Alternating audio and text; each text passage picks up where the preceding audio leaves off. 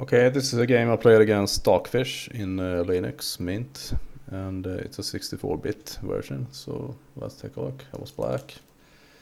The time control was, well, 2 minutes. So let's see. E4, I played C5, knight to C3, D6. The knight to C3 is something I have seen a lot of people play, and I've tried all kinds of stuff. I played knight to C6, I played E6. But okay, I played D6. The computer played bishop E5, knight to C6. And here, very often my opponents play bishop takes C6, and then you have to be prepared that you will have double pawns. But I don't see that quite as a problem, because if ever D4 I can just take, and then I have, a C pawn anyway. Okay, the computer played F4, bishop D7, knight F3, knight to F6. Castles, E6. Again, I'm experimenting a little bit. Obviously, at some point I can try something like E5, and then this knight doesn't. Well, it could be a little bit dangerous. You don't quite know where to put it. But I suppose after E5 I can just take, and then let's say F takes. I can play knight to D5 or something like that. Unclear. D4 takes. So we have a lot of exchanges here. Bishop takes with check. So I took back. Okay, queen takes, and here A6. Bishop E3, bishop E7, E5. I took. So again, a bunch of pieces came off. Okay, knight D7.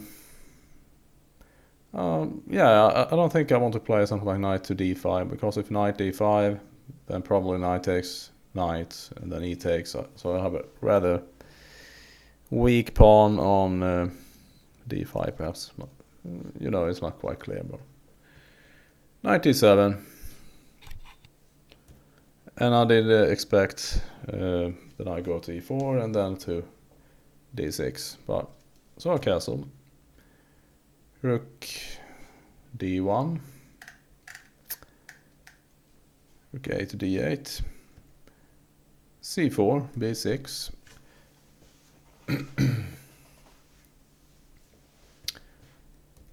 Okay, I don't really have too much to say about these. I didn't win this game, but I think I came pretty close at least to equalize.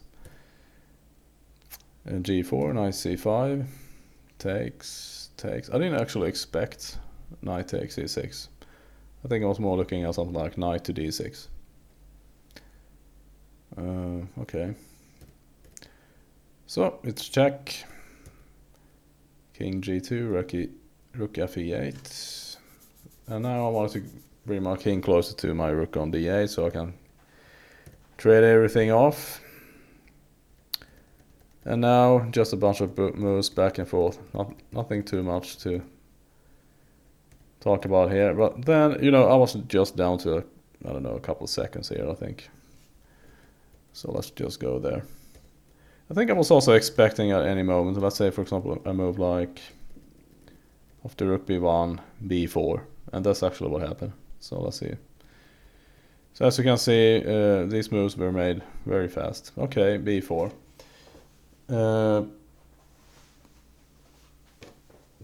What to say about this? I just took the pawn. What else can I do? If I don't take the pawn, I will lose a pawn. If I take with the bishop, it's just the same thing, so it doesn't matter. Okay, quite annoying perhaps, but I played rook c8, and the idea is that if he takes my pawn, I'll take his, and we check, by the way, and then this pawn might drop and so on. Okay. Rook c6 is a very, let's say, unpleasant move to make, because that's the only way I can protect. I don't want to play something like rook b8, because then he can even play c5. And even if I play b5, then after a4, it's just not possible to protect that pawn. Okay, rook a4. That's what the computer played. I played king d8. Because if he ever checks me, obviously this game is lost. Because if he checks me on a8 and I put my king on, my rook on c8 and trades, then you know the game is lost anyway. So okay, yeah, and here the trade came, and now there's a pawn on a4, there's a pawn on c4, so just trade that off and then force my king to a very passive square. And it doesn't really matter what I do here, because even if I...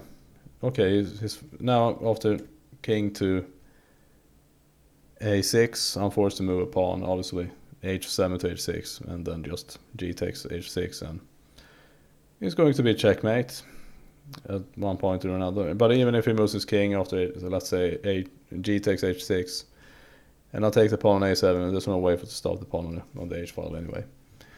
So the game ended here. I think not a very fantastic game, but it was a game against Stockfish in Linux, if you didn't get that. So yeah, I suppose it's an okay game. It was a 2-minute blitz game after all. So okay, I hope you enjoy this very quick look at a game I played against Stockfish.